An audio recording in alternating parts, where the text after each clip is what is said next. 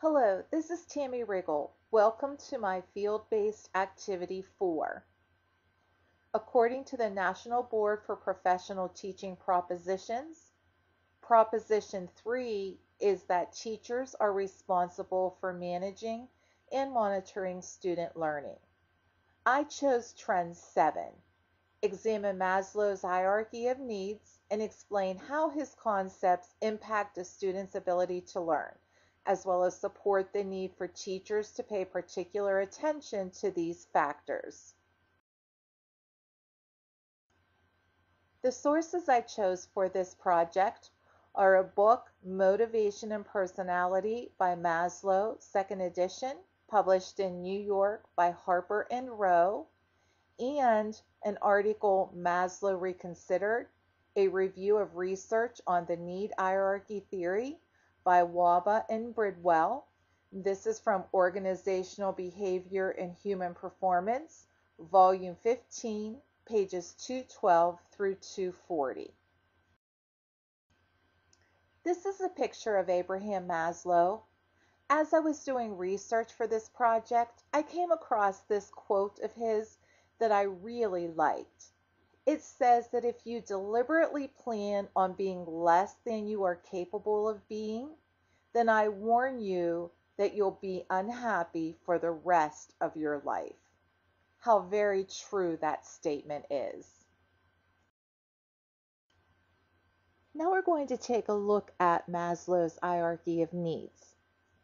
You'll see on the bottom level is physiological. This includes breathing, food, water, sex, sleep, homeostasis, and exception.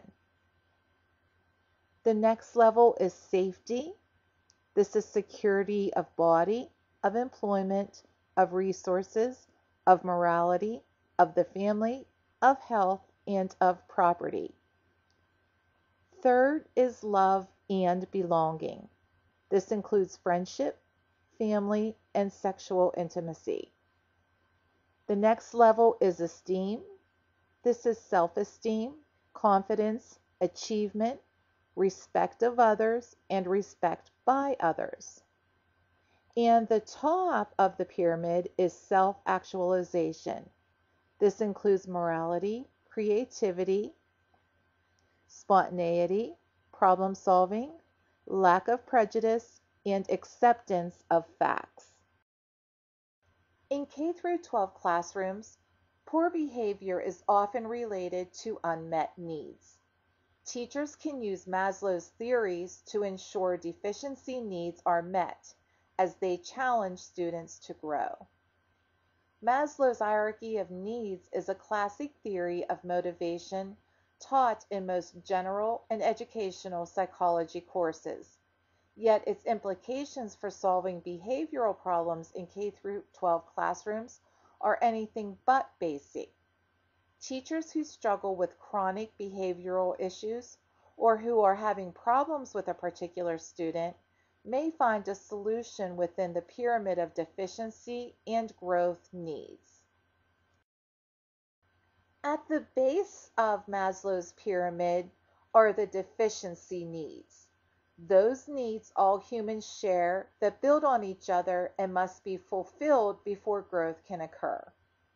Physiological needs are the first that need to be met, and these again include the need for food, water, sleep, and physical comfort. If unmet, these needs are most pressing and will interfere with a child's ability to learn. Next comes the need for safety, and then belongingness and love. These needs may manifest themselves in fearfulness or attention-getting behavior, both of which can inhibit learning. It is the teacher's responsibility to establish a physically, mentally, and emotionally safe classroom environment where through instructional strategies, such as cooperative learning, students learn to get along and identify themselves with the classroom group. Finally, there is a need for self-esteem. Students who have low self-esteem may act out to get attention or to avoid looking foolish in front of their peers. By helping children develop an awareness of their unique abilities and the contributions they make to the classroom community, teachers can help them develop a healthy self-concept and feelings of capability or self-efficacy, which can lead to stronger self-esteem. Maslow also described every human's need for self-actualization, or the need to become whomever an individual is meant to become. Children also have this sense of self-actualization, and if their deficiency needs are adequately met, then they will be ready to pursue the need for growth.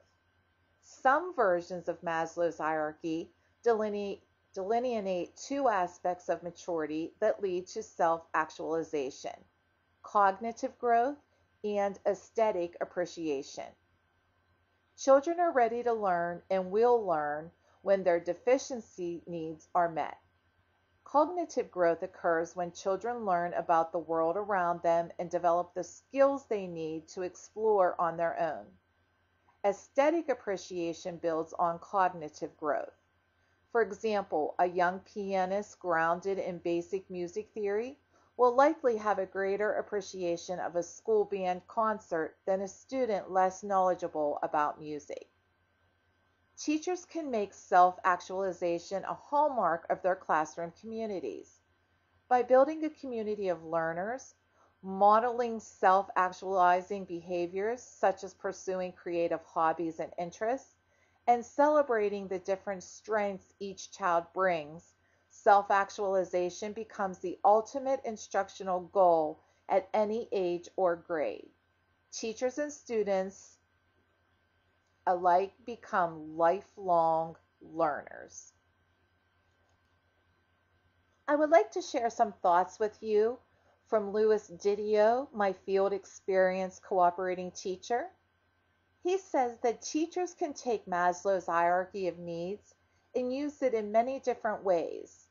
He said, take the first level of the hierarchy, for example. It may seem that this level would have almost nothing to do with what goes on in the classroom, but that is far from the truth.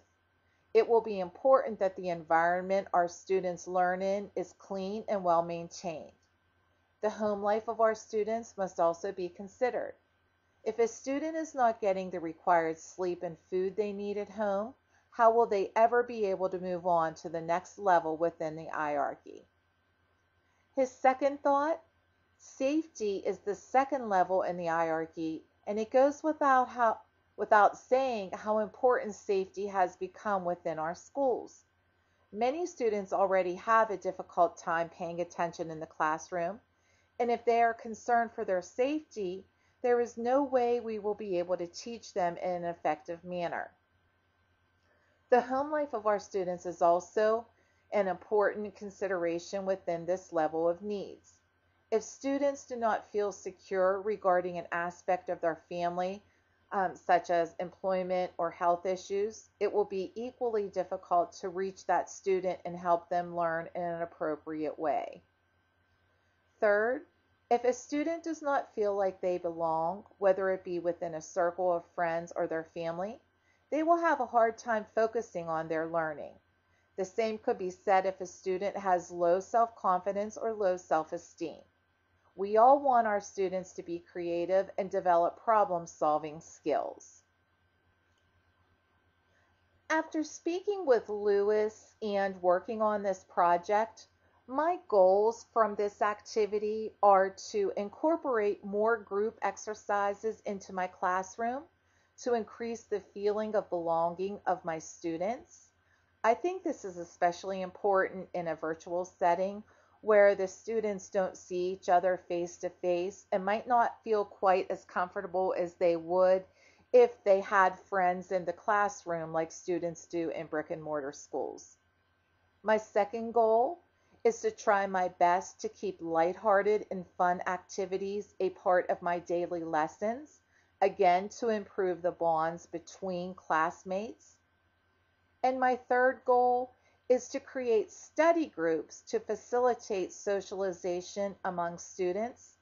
At PA Cyber, we have the ability within Elluminate, which is the platform where we have our virtual classes, to put the students into small groups. It's sort of like a cooperative learning setup in a brick and mortar school, except it's online.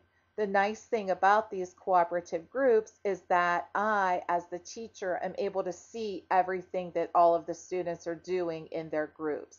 So it would be a safe activity for the students. And again, because it's a virtual atmosphere, I think the socialization of our students is critically important. Finally, I would like to talk about the implications for teaching. There are many implications of Maslow's theories. Students will be motivated learners when their basic physical, mental, and emotional needs are met. While teachers are limited in their ability to meet all needs completely, in the classroom they can establish a nurturing environment in which students can grow. Likewise, if students display behavior problems, teachers can first assess the situation to determine if the child is attempting to fulfill a deficiency need and respond appropriately. Also, observant teachers know that problem behaviors in students are often a reflection of unmet needs. By systematically examining each level of Maslow's hierarchy, teachers can ensure that they have created a classroom space and climate that acknowledges and allows for physical, mental, and emotional needs to be met, while each student is additionally challenged to grow to his or her self-actualized potential. Thank you for taking the time to watch my project. Have a great day.